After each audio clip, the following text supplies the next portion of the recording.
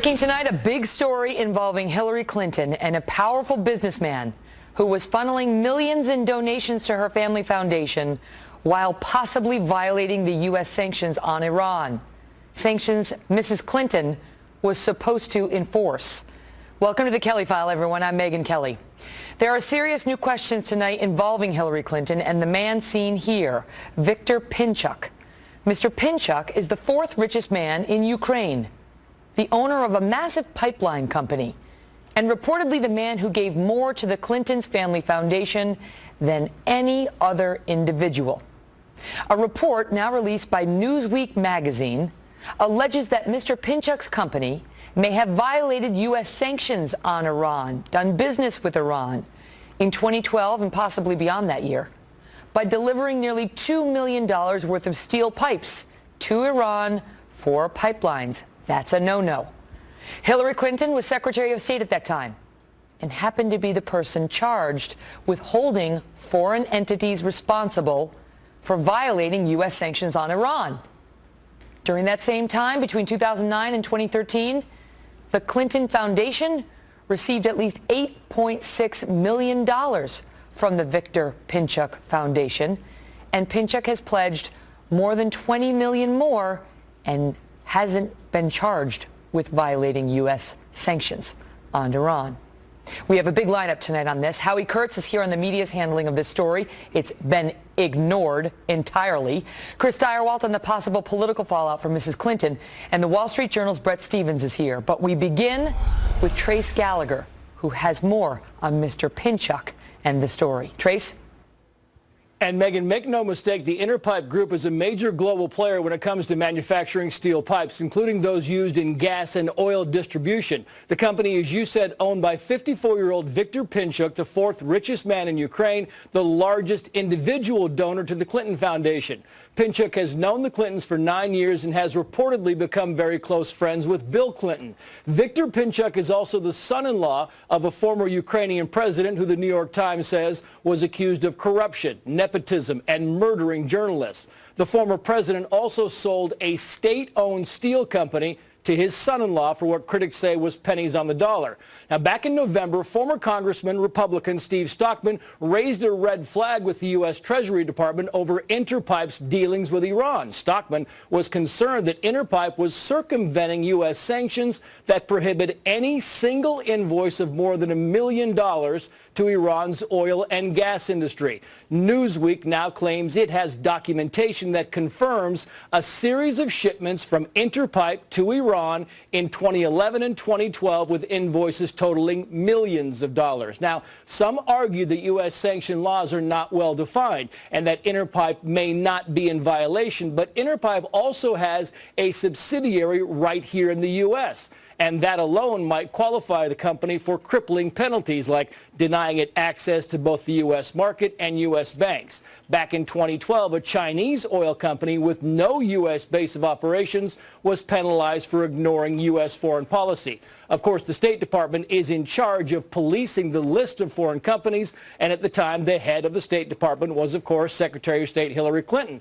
Interpipe has responded to Newsweek's story, calling it inaccurate and potentially libelous, saying, quoting here, Interpipe has complied with the sanctions to the letter. Any allegation to the contrary is completely wrong. The alleged evidence of alleged violations is either falsified or the authors have been misled in the interpretation.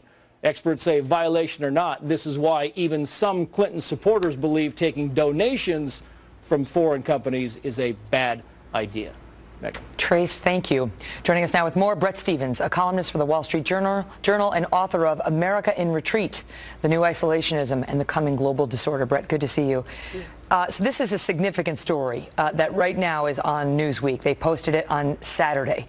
And this is as close as we've seen so far to a direct suggestion of a this for that deal, where this guy made millions in donations to the Clinton Foundation, and according to this former congressman and according to Newsweek, which claims to have seen the documents, he was providing oil supplies basically to Iran, which is a no-no under U.S. sanctions, and faced no penalty, which he denies, but Newsweek and this former congressman seem to think he did.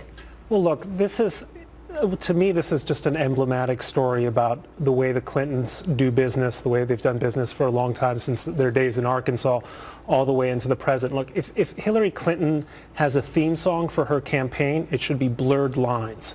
Because here we see a perfect example of the blurring of her functions as Secretary of State, as a political figure, as a person with responsibility over a major philanthropy, and then in terms of her private interests. I was at a conference in Ukraine just a couple of years ago, sponsored by Mr. Pinchuk, and who, of course, were the star guests, the guests of honor, Bill and Hillary Clinton. Hillary Clinton gave. They're very tight. Bill Clinton is among his close friends. Bill Clinton went to his birthday party, his 55th birthday party. I think it was his 50th birthday when he flew in Cirque du Soleil into a town in France. That's nothing. I did that for my last birthday too. But and then he went to Bill Clinton's 65th birthday party. I mean, they're tight, and this guy's given so much money, millions of dollars, and I think 65% of the millions that he's given was given to the Clinton Foundation during the years that Hillary was Secretary of State, which raises, it just underscores the problems that she is going to face if we have a diligent press corps in taking a hard look at what she did or didn't do for those companies while she was secretary. Right, and I think that it's going to be very difficult to prove anything one way or the other. It is true that sanctions laws can often be very imprecisely drawn. It's not clear precisely what's under sanction. But it gets to the point that the Clintons inhabit this area between outright corruption and actual ethical conduct, and that's the world of sleaze. That's the world of connections. That's the world in which people have access to the Clintons or are somehow buying access to the Clintons. I mean, to give you an example, the New York Times last year took note that Chelsea Clinton gets about $75,000 or as much as $75,000 a speech for speaking on subjects like diarrhea, which is a subject she says she's passionate about. Well, in the third world, she's talking about kids dying from... No, I understand that, but why do people pay that kind of money? Why do people want the Clintons at their... It's not just to meet Chelsea Clinton? I suspect it's not to learn more about diarrhea as a scourge in the third world. It's to have access and to be able, and that's what this guy has with Bill Clinton. I mean, just sitting next to him gives him legitimacy. Right, and even if the behavior of the Clintons is above board, you have to ask, well, who else then has access? Who's invited to the party? What favors are being done by saying, come to a certain conference where Bill and Hillary Clinton are going to be present? And that's why this whole philanthropic sort of empire that the Clintons have assembled between the foundation, Global Initiative, and so on, I think is so toxic and tells you so much about the way the Clintons have always operated. If you like what you're seeing now, we're going to hear about it more and more throughout the campaign, and if she's elected through her presidency. And the question remains, to whom does she owe favors because of the Clinton Foundation? Brett, good to see you. Good to be here. Joining us now with more, Fox News digital politics editor Chris Stirewalt. So how bad, if at all, is this? Well, look, perhaps it is true that Pinchuk and others who have unsavory associations or these people who are not exactly the kind of folks that Mr. and Mrs. America want to see hanging around with their future president, maybe these people are all fools. Maybe they give all this money for nothing. Maybe they, instead of giving it to the Red Cross or some other charitable place, they give it to the Clintons in hopes of access, and they never get any. But that's billions of dollars worth of mistakes that people have been making over the years. Mm-hmm. And for Hillary Clinton, here's the deal. You remember Mark Rich? Remember what he was in trouble for? He got a pardon from Bill Clinton in the flurry of activity at the closing days of the Clinton presidency. He got a pardon because he was on the lam in Europe for violating rules for trading with Iran. It was so serious that he was trafficking in oil with them, that it was so serious he was facing enormous penalties, big enough that he fled to Europe and stayed there, and then somehow, magically, at the end of the Clinton presidency, got a very nice pardon deal. Mm-hmm. A deal pushed by Eric Holder. Well, yes, a deal ratified. Eric Holder checked off on it at the end, which I'm sure he has regretted to this day. The deal for the Clintons politically on this is, as Brett said, as you point out, the baggage builds up over time, and people just get to the point where you throw up your hands and you say, can we please stop with the one after the next after the other, and the long list of association, it accretes to them, and people become fatigued by thinking about, as you say, is this really what you want to live through for the next 8 years. Well, what about the fact that, if this in fact happened, I mean, right, if Newsweek is right, and this former Congressman Stockman is right, that the Clinton Foundation took the money and did not enforce the sanctions law against the guy who donated the money, because, I mean, the guy who was, giving money to Iran also gave money to, or, selling to Iran, also gave money to the Clintons. And if they're right that Mrs. Clinton looked the other way because he was making the donations to her foundation, the Democrats are not going to be happy. I mean, aside from the ethical issues, that's a direct undermining of President Obama's policies, the sanctions he put in place, helped put in place. And that's the key. This is not a story about Republicans don't like Hillary Clinton and here they go again. This is Hillary Clinton undermining what is the cornerstone foreign policy initiative of President Obama. That's the allegation against her. That's the claim in this Newsweek article, is that Hillary Clinton was either by inference or action, if you want to take the claim to the next level, inference or action, undermining the president's policy on Iran and making the situation weaker. This does not sound like a good time to throw into question how well the sanctions were enforced, just as the president's trying to get them lifted, saying that they've been effective and they worked.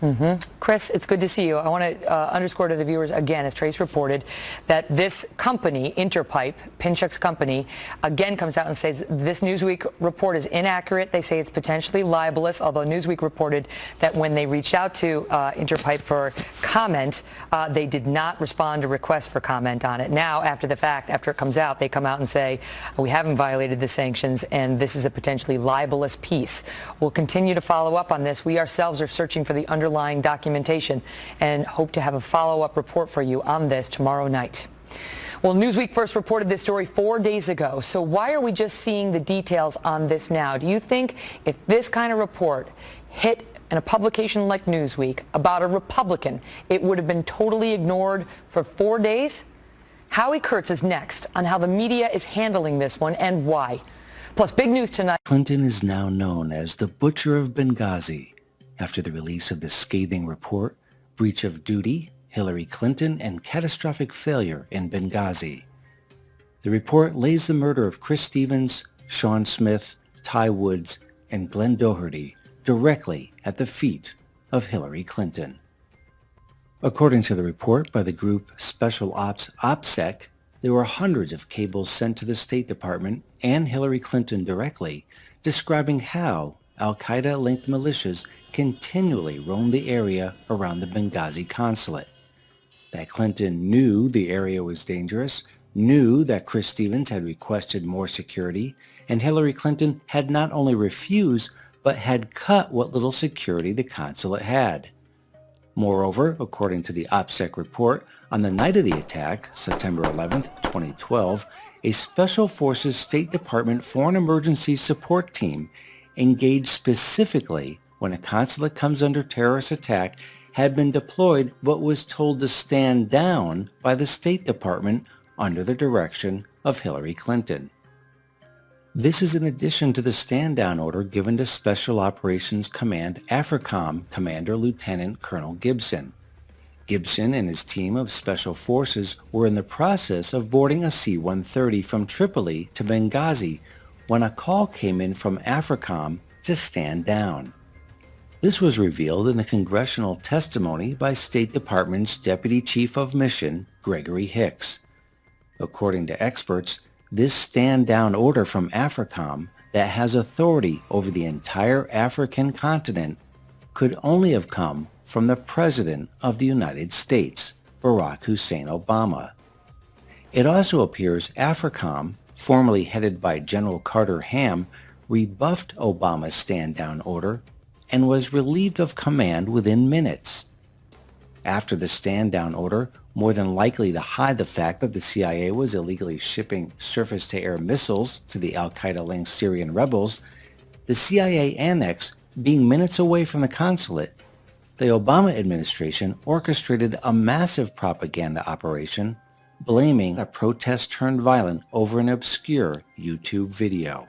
Clinton and Obama peddled this anti-Muslim video fantasy for a full month, Obama even spinning the story at the United Nations, proclaiming with righteous indignation in his voice that no one should sully the name of the Prophet Muhammad.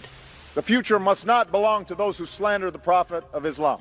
It was later revealed that Obama and Clinton lied about the video being behind the attack on the Benghazi consulate, that it was the al-Qaeda-linked group Ansar al-Sharia, the same group that was identified in an email that went directly to the White House Situation Room within minutes of the attack. Obama apparently didn't read the email, however, because as White House records now show, Obama never went to the White House Situation Room on the night of the attack. He was too busy preparing for the next presidential debate.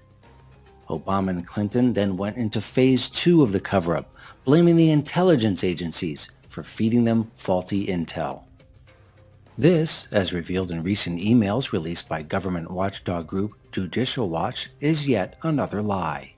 According to the emails, Clinton and the rest of the Obama administration were feverishly working to cover up the fact that al-Qaeda had attacked our embassy, feverishly trying to prevent Obama's re-election campaign from imploding, feverishly trying to create a lie big enough that the entire American public would fall for. The emails show that the phony video story was nothing but a fiction to save Obama and Clinton from being tarred and feathered and run out of Washington for leaving Americans defenseless in a den of al-Qaeda militants. There are several smoking gun emails, but the key email is from Ben Rhodes, once an aspiring but failed novelist, now Obama's National Security Advisor for Communication, in effect, his spin doctor. The key smoking gun email was sent by Ben Rhodes on September 14, 2012 at 8:09 p.m. with the subject line, "Regarding prep call with Susan Saturday at 4:00 p.m. ET. It consisted of Rhodes giving talking points to push the phony YouTube video story in which Hillary Clinton would repeat phrases from the talking points almost verbatim. This video is disgusting and reprehensible. It appears to have a deeply cynical purpose to denigrate a great religion and to provoke rage. But as I said yesterday, there is no justification, none at all, for responding to this video with violence. Susan Rice, as per Rhodes' email, was